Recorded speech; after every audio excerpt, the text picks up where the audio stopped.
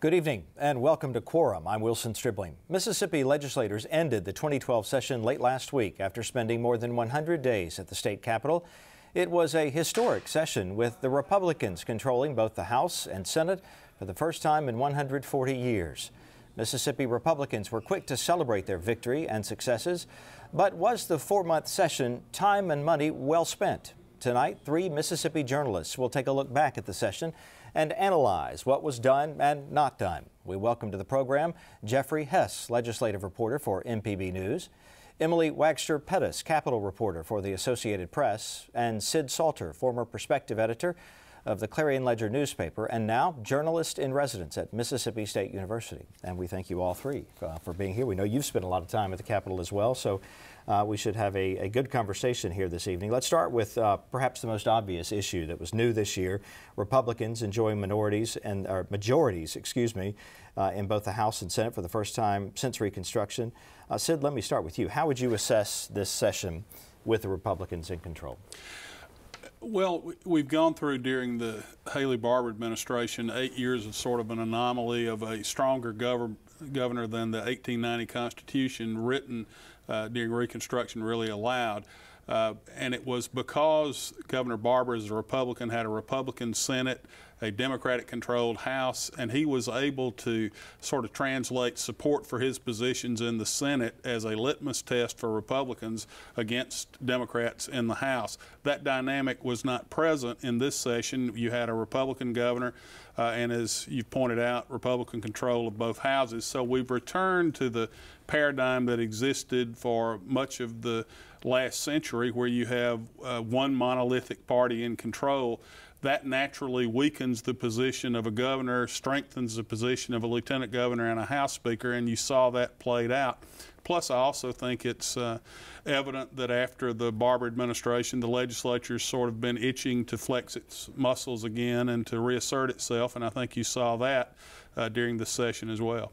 But what was different this time is that you did have Republicans on both sides. How did that translate into legislation? What was the biggest result from that, you think? Republicans were able to get the majority of their agenda enacted with relative ease. Now, there were some obvious exceptions to that. Charter schools ran aground, immigration legislation ran aground, and the bond bill at the 11th hour and the 59th minute ran aground and died as well. But so many of the hot button issues that Republicans had talked about on the stump were passed, and you had declarations of varying degrees of victory and success from the governor, the speaker, and the lieutenant governor, and I think rightly so. And we'll get to some more of the specifics of the various bills as well as we move along here this evening. Representative Steve Holland, a Democrat from Plantersville and former chairman of the House Public Health Committee, found himself in the minority, of course, this session. He offered this assessment of the session. Very precarious on the front side, turned out pretty fair on the back side. There's nothing worse than a group that don't know a damn thing and then a group that knows too much, and it's hard to get a happy balance. I think appropriations redeemed the session. Some budgets are short, but Herb Frierson did a masterful job working with the Senate on the appropriations process. I think there's still a lot of work to be done between the House and the Senate Republican leadership, which seems to be jockeying for power all of a sudden since they've got it all. So I hope that gets resolved. I think Tate has got to realize that he's not a dictator. He can do that for a season, but he will not win over the long haul doing that. Very mediocre issues that's come out of this session. The emphasis being abortion and charter schools. They're not top shelf issues in the state of Mississippi, in my opinion. Very little said about the public school system. More should have been said, more emphasis should have been put on it, and we should have pushed just a little harder to get more money for it. All in all, about a C+ session. Representative Holland never at a loss for words. Jeffrey, tell me, they pushed through a number of bills with conservative leanings, but what piece of legislation that passed do you think will have the greatest impact on citizens? The one that's going to have the greatest impact on citizens, even though they might not encounter it, is probably going to be the workers' comp reforms that got through. That's going to affect everyone who works in the state, whether you work for the state, whether you work for a private industry. That's going to really affect what happens to you if you get injured on the job. Employees are now going to be expected, if their case is contested, to prove that their injury is legitimate. There's going to be stronger drug testing for employees who are injured, even for the legal use of prescription drugs, if they're used improperly. There's going to be rules in place that are aiming at cutting down doctor shopping, so that if you have to prove you're injured, you can't just go find a doctor who will back that up for you. So for the one that's going to touch the most people, that's probably where you're going to see that legislation be most impactful. Emily, what do you think flew under the radar? I mean, obviously there were the issues that didn't make it, that received a lot of attention, charter schools mostly, but also the immigration bill. And I don't think that there was unanimous agreement among the Republican leadership on what to do about immigration. Obviously not, since it passed the House and died in the Senate. But there were some very powerful groups that came out against that in the end. The county supervisors, the sheriffs, the Farm Bureau, the Poultry Association. These are groups that have a lot of power at the Capitol, and when they said that they had some concerns about the immigration bill, it died a very fast death. So you're suggesting that it's not like all the Republicans who are suddenly in power are all in lockstep with each other, that you've got some differences of opinion even among the party, if anybody thought that suddenly everybody was going to be right together on everything. That's right. That's right. There was significant disagreement about that. And there was also disagreement among the Republicans about charter schools, which was a big issue for the governor. But in the end, there were a lot of concerns among the very Republican delegation from DeSoto County. They had a lot of things that they didn't want in the bill. They didn't want private contractors to come in and have a lot of control over charter schools, for example. And so in the end, that issue just didn't make it this year. Now, I think both of those issues are very likely to come up again in 2013. And it really did seem that this session was a bit of a feeling out process with new leadership in all of the top 3 positions, that the Republican players are still trying to figure out how they all fit into the greater puzzle of what goes on at the legislature. You mentioned illegal immigration, and it did catch a lot of attention. Democratic Senator Hob Bryan, who's chairman of the Judiciary B Committee, he killed an Alabama-style immigration bill. He called it a waste of time, and the lieutenant governor was criticized by the Tea Party folks for assigning it to that committee. Sid, what do you make of that whole process and what happened to that legislation? The position that Lieutenant Governor Reeves took on immigration in great measure mirrored the position that Governor Haley Barbour took during his terms in office on immigration. And of course, that took into account the concerns of groups like the Farm Bureau, like the Poultry Association, Municipal League, law enforcement, others. So I really wasn't surprised by that, and I'm somewhat surprised that the Tea Party groups and others who protested didn't see that punch coming, because it was visible before the session that was likely where the Senate position would be. Are we going to see illegal immigration come up again in future years? Oh, I would say with virtual certainty you'll see it come up again, but I think you're going to see a lot of the same players in the same positions, and so it's at stalemate right now until the United States Supreme Court speaks specifically to the Arizona legislation. Well, a good deal of time was spent on abortion issues, and one bill that received national attention here puts new regulations on the state's only abortion clinic. And when it takes effect July 1st, as you all know, doctors who work at the clinic in Jackson will have to be an OBGYN with admitting privileges at a local hospital. And here's Lieutenant Governor Tate Reeves speaking at the signing ceremony last month for that bill. You know, almost 40 years ago, the United States Supreme Court made one of the worst decisions, I believe, that they've ever made, when in 1973 they made the Roe v. Wade decision. Since that time, you have seen many people in our state, long before I ever got into politics, working to curtail the number of abortions in our state. It is my view that, based upon the leadership of Governor Bryant, these wonderful people standing behind here, and all the work that they've done over the years, that we have an opportunity today, with the signing of this bill, to end abortion in Mississippi, and also to protect women.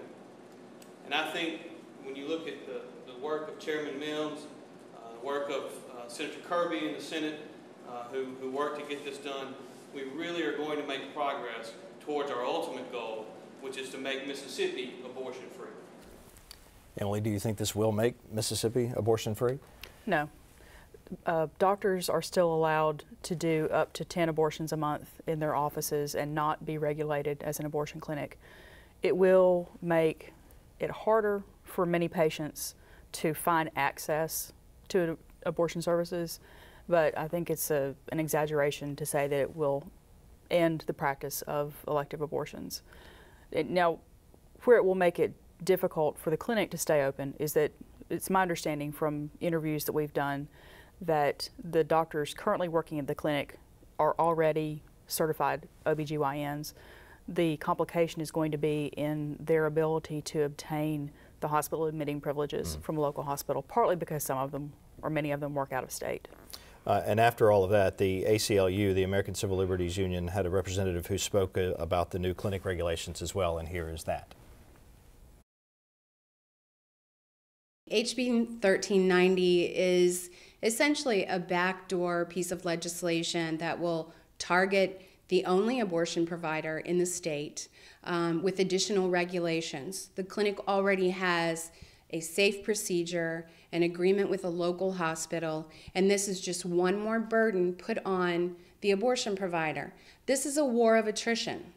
The state of Mississippi several years ago had 9 clinics. We have 1 clinic standing.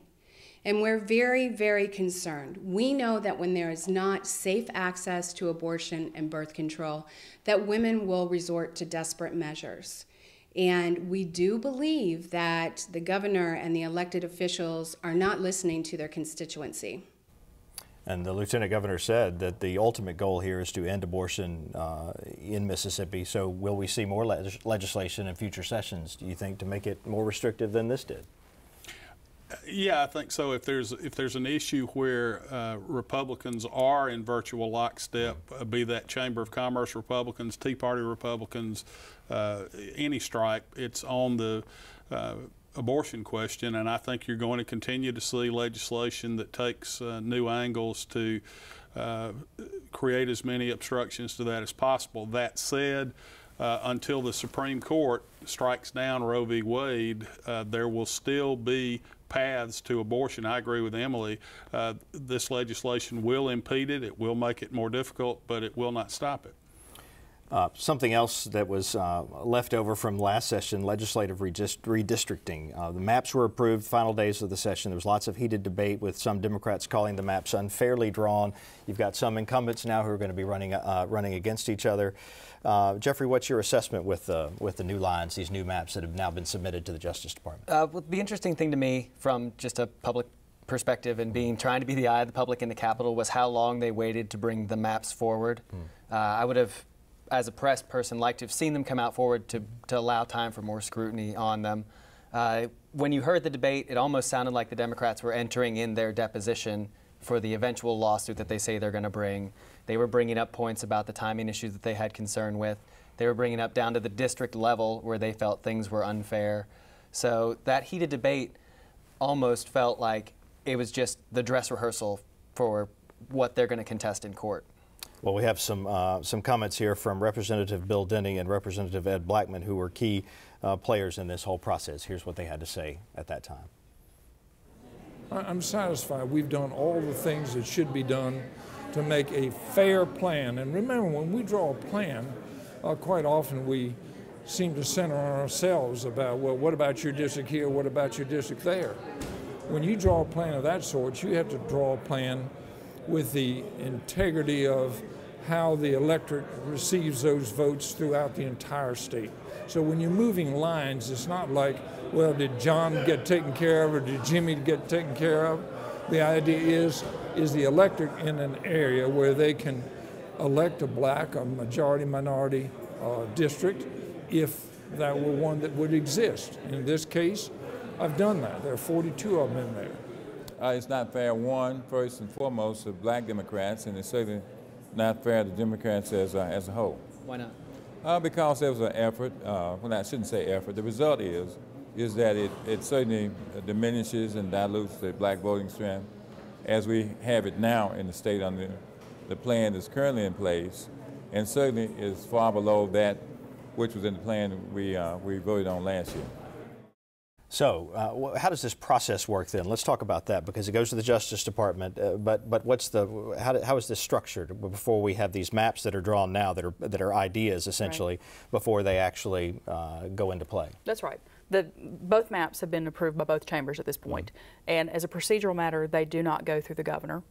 So they'll go straight to the Justice Department for consideration. Now, the small bit of history is that because of Mississippi's record of racial discrimination, under the 1965 Voting Rights Act, the state is required to get any changes in election laws or election procedures approved by the federal government. And so these will go to the Justice Department for consideration. I think at the same time that this is going on at Justice, we can expect to see some sort of a lawsuit, probably by the NAACP or another voting rights group, that will contend that there were too few majority-minority districts drawn in the House and Senate. In other words, too few districts where there would be a reasonable and realistic chance of electing a black lawmaker. And that's, as you said, goes back to the history of the state, and we're not the only ones that have the Justice Department oversight for something like that. And it also applies to voter ID, which is something else that passed with a lot of debate. It did pass over among the voters when voters decided overwhelmingly in favor of voter ID in November. So next we have the sort of figuring out the structure of how to put this in place. The Democrats are crying foul, believing it will limit minority access to the polls, and now the Justice Department has it. And then we have someone at the Justice Department placing comments on Facebook about derogatory comments about Mississippi. That's finally been settled to a degree, but where does that go from here? Are we going to be involved in the same kind of situation with voter ID that we are with redistricting, or how long before that actually takes effect, and will it eventually? Well, voter ID is a change to the election process, just like redistricting, and it's subject to Section 5 as well. That said, it's highly likely the Justice Department will, once Mississippi submits the plan to Justice, will react here as they did in South Carolina and other venues, despite the fact that Mississippi's legislation is patterned after Indiana and others that have already survived Supreme Court review. I think that at some point we will have to revisit that issue here in Mississippi, but essentially until Delbert Hosemann submits that to the Justice Department and sets the dominoes in motion, we have a passed piece of legislation that's not been put into the process at Justice yet. That's where we are. There's also some discussion about who actually has the responsibility for submitting this for federal approval. The Attorney General Jim Hood, who's the only Democrat elected in statewide office, did submit the voter ID as sort of a vague issue to Justice early in January.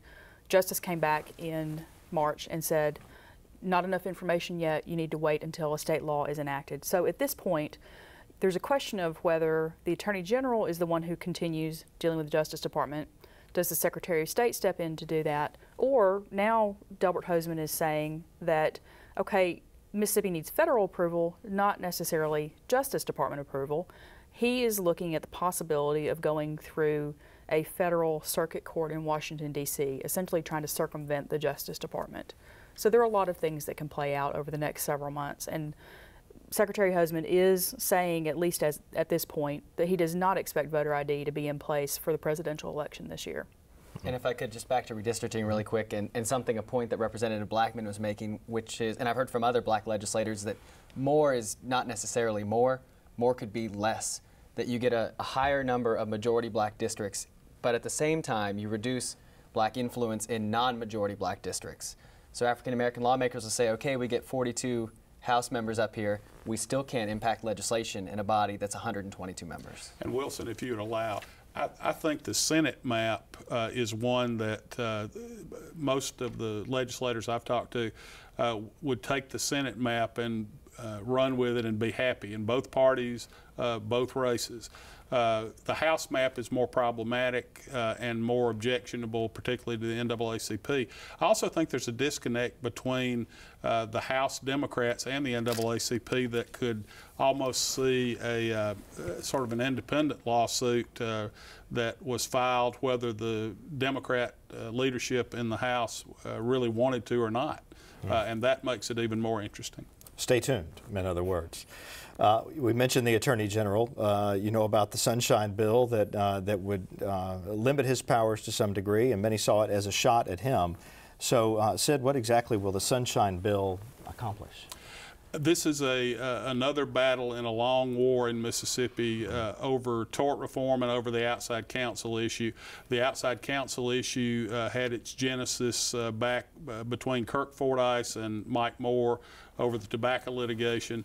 And of course, this legislation would place some accountability limits on the Attorney General and give the legislature some oversight on the fee setting and on the billing reporting.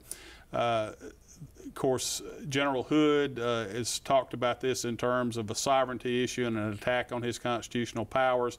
Republicans pushing the bill say that in their minds there have been abuses of the outside counsel privilege, and that too often outside counsel contracts also end up being major campaign contributors to the Attorney Generals, this one and previous ones as well. So this is a highly political issue. I expect Emily, as with most topics we've touched on today, there will be some litigation on this as well. Can expect it. That's right. Well, lawmakers failed to pass a bond bill this session. University officials are concerned that they're not going to be able to make needed repairs.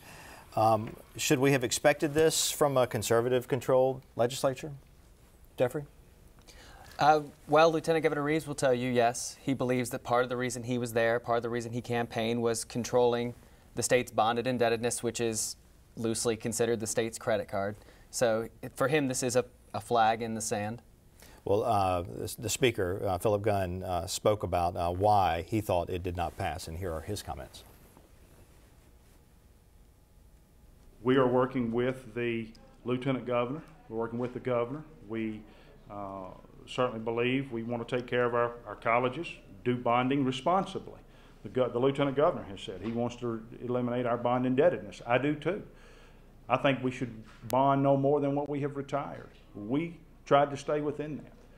We brought forward a bond bill that identified about $250 million worth of needs, what we viewed to be needs, which included IHL and other things that we felt like we wanted to do. In discussions with the Lieutenant Governor, he didn't necessarily share those same concerns, but that's not to say we're not on the same page.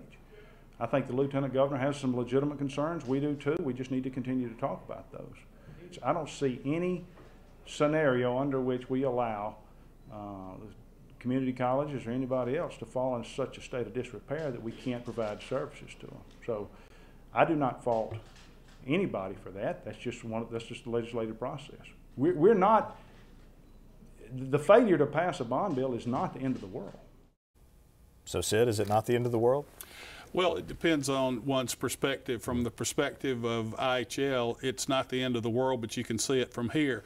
An independent auditing agency identified $660 million worth of deferred or unmet repair and renovation needs in the existing IHL structure.